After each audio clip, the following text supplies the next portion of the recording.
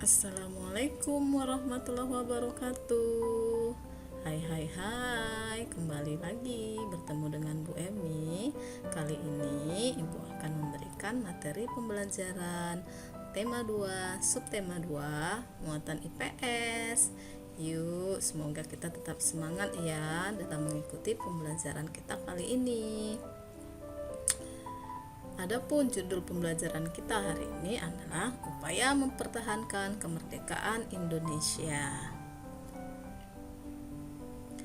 Pasca proklamasi kemerdekaan 17 Agustus 1945, bangsa Indonesia masih berjuang keras untuk mempertahankan kemerdekaannya. Walaupun sudah merdeka, tetapi perjuangan tetap berlanjut. Kurun waktu Agustus 1945 hingga Desember 1949 menjadi masa-masa paling berat bagi para pejuang dalam mempertahankan kemerdekaan Indonesia setelah diproklamasikan pada tanggal 17 Agustus 1945. Pihak Belanda bersama sekutunya dan Jepang masih berupaya mengambil alih kekuasaan. Pertempuran pun pecah di sejumlah daerah. Strategi gerilya dan diplomasi yang ditempuh berhasil membuat Belanda mengakui kedaulatan Indonesia. Perjuangan mempertahankan kemerdekaan Indonesia melalui diplomasi. Yang pertama, Perjanjian Linggarjati, 15 November 1946 hingga 25 Maret 1947. Adapun hasil perundingan dari Perjanjian Linggarjati diantaranya 1. Belanda mengakui secara de facto wilayah Republik Indonesia yaitu Jawa, Sumatera, dan Madura. Yang kedua, Belanda harus meninggalkan wilayah Republik Indonesia paling lambat tanggal 1 Januari 1949. Yang ketiga, pihak Belanda dan Indonesia sepakat membentuk negara RIS, Republik Indonesia Serikat. Yang keempat, dalam bentuk RIS, Indonesia harus tergabung dalam Commonwealth atau Persemakmuran. Perjanjian Linggarjati ini menimbulkan pro dan kontra di kalangan masyarakat Indonesia. Pelanggaran perjanjian pelaksanaan hasil perundingan ini tidak berjalan mulus. Pada tanggal 20 Juli 1947, Gubernur Jenderal H.J. van Mock akhirnya menyatakan bahwa Belanda tidak terikat lagi dengan perjanjian ini. Pada tanggal 21 Juli 1947 meletuslah agresi militer Belanda pertama. Yang kedua, Perjanjian Renville. Kurun waktu 8 Desember 1947 hingga 17 Januari 1948. Adapun hasil dari perundingan Renville tersebut antara lain Belanda hanya mengakui Jawa Tengah, Yogyakarta, dan Sumatera sebagai bagian wilayah Republik Indonesia. Yang kedua, disetujuinya sebuah garis yang memisahkan wilayah Indonesia dan daerah pendudukan Jepang. Yang ketiga, TNI harus ditarik mundur dari daerah-daerah kantongnya di wilayah pendudukan di Jawa Barat dan Jawa Timur. Perjanjian ini dilakukan antara Indonesia dan Belanda yang ditandatangani pada tanggal 17 Januari 1948 di atas kapal perang Amerika Serikat USS Renville yang berlabuh di pelabuhan Tanjung Priok, Jakarta. Perundingan dimulai pada tanggal 8 Desember 1947 dan ditengahi oleh Komisi Tiga Negara atau KTN yang terdiri dari Amerika Serikat, Australia, dan Belgia. Delegasi Indonesia dipimpin oleh Amir Saripudin. Delegasi Kerajaan Belanda dipimpin oleh Raden Abdul Qadir Widjojo Atmojo. Yang ketiga, Perjanjian Rumroyen. Kurun waktu 14 April 1949 hingga 7 Mei 1949. Adapun hasil perundingan dari Perjanjian Rumroyen yang pertama, Angkatan Bersenjata Indonesia akan menghentikan semua aktivitas gerilya. Yang kedua, pemerintah Republik Indonesia akan menghadiri KMB atau Konferensi Meja Bundar. Yang ketiga, pemerintah Republik Indonesia dikembalikan ke Yogyakarta. Yang keempat, Angkatan Bersenjata Belanda akan menghentikan semua operasi militer dan membebaskan semua tawanan perang. Perjanjian ini dimulai pada tanggal 14 April 1949 dan akhirnya ditandatangani pada tanggal 7 Mei 1949 di Hotel Des Indes, Jakarta. Namanya diambil dari kedua pemimpin delegasi, yaitu Muhammad Rum dan Herman van Rooyen. Maksud pertemuan ini adalah untuk menyelesaikan beberapa masalah mengenai kemerdekaan Indonesia sebelum konferensi meja bundar di Den Haag, Belanda. Yang keempat, konferensi meja bundar atau KMB, kurun waktu 23 Agustus 1949 hingga 2 November 1949. Adapun hasil perundingan dari konferensi meja bundar, yang pertama, Belanda mengakui RIS Republik Indonesia Serikat sebagai negara merdeka dan berdaulat.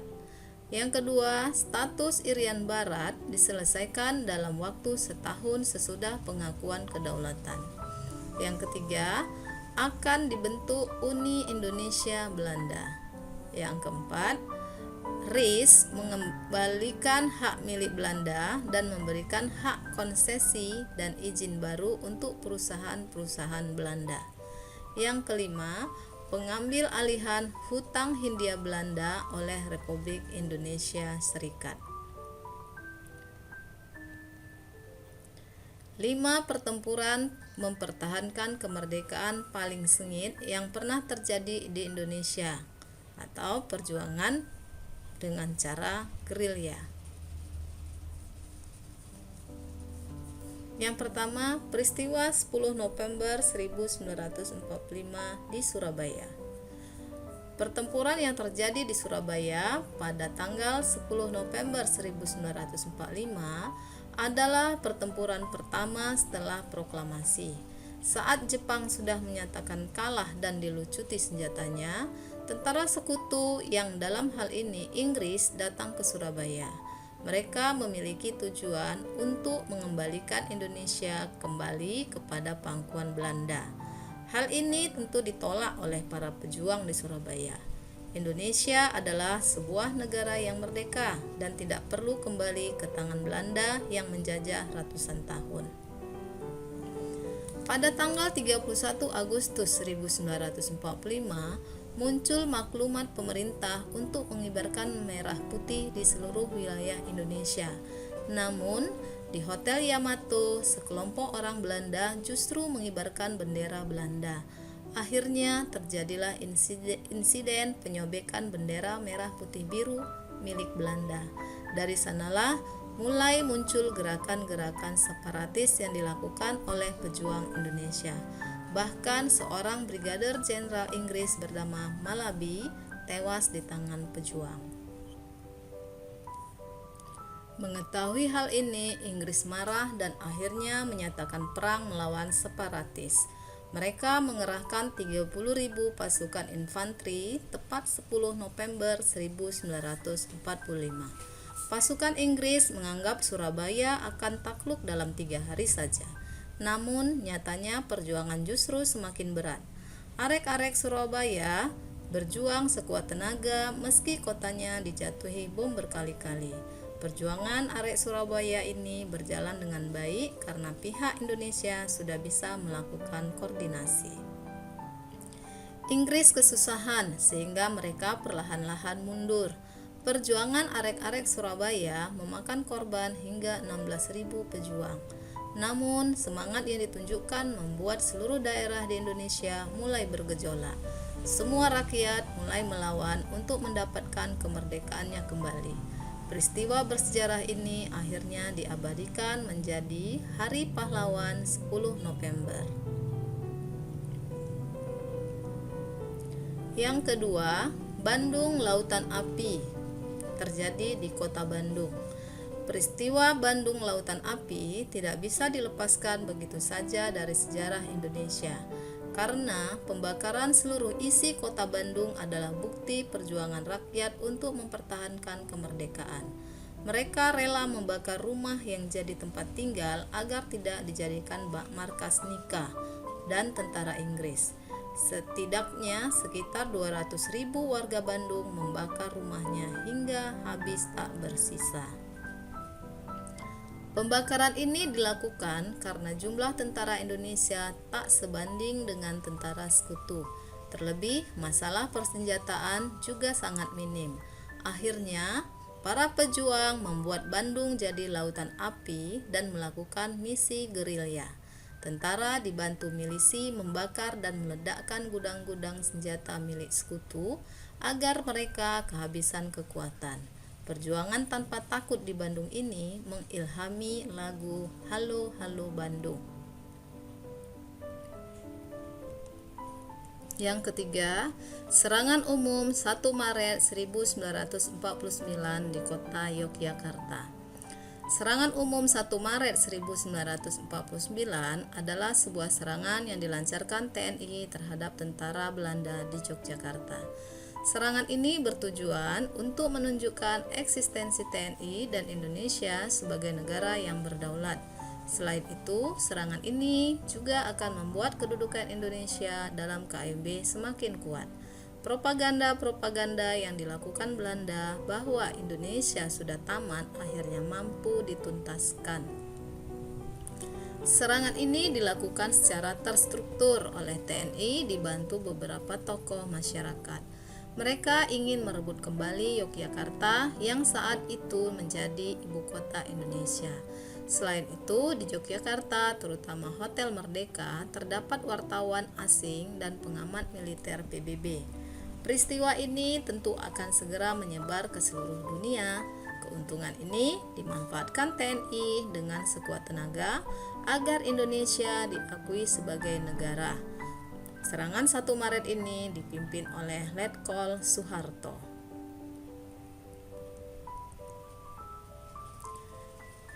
Yang keempat, pertempuran Medan Area di kota Medan. Pertempuran Medan Area adalah pertempuran yang terjadi di Medan selama 2 tahun. Yang keempat, pertempuran Medan Area yang terjadi di kota Medan. Pertempuran Medan Area adalah pertempuran yang terjadi di Medan selama 2 tahun lebih, dari 13 Oktober 1945 hingga tahun 1947. Pertempuran ini terjadi, tentara sekutu dan pasukan Nika dari Belanda mulai berbuat onar. Mereka melakukan tindakan semena-mena, mulai menginjak-injak bendera merah putih yang menjadi identitas Indonesia. Selain itu, tentara sekutu juga memberikan ultimatum agar semua senjata milik pejuang dikumpulkan atau akan diadakan perang. Tentu rakyat tidak menyetujui apa saja yang diinginkan oleh sekutu. Akhirnya, perang antara kedua belah pihak tidak bisa dihindarkan.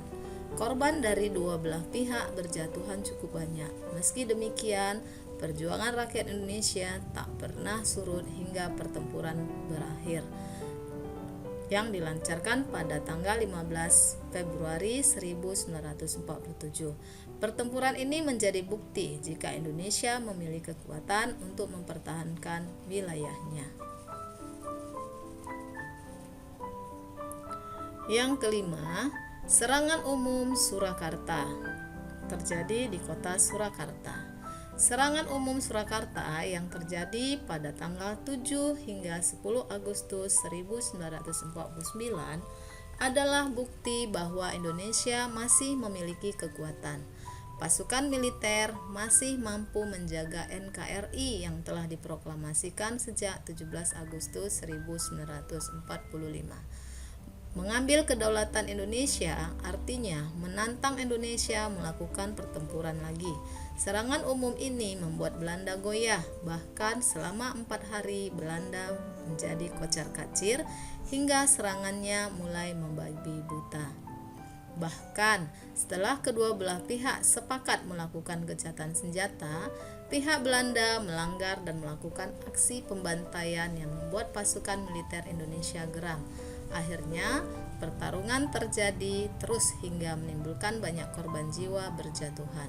Parlemen Belanda akhirnya goyah dan menganggap kinerja pasukannya tak berhasil. Akhirnya perundingan dilakukan lagi dan Indonesia mendapatkan kemerdekaan secara penuh dan berdaulat pada tanggal 27 Desember 1949.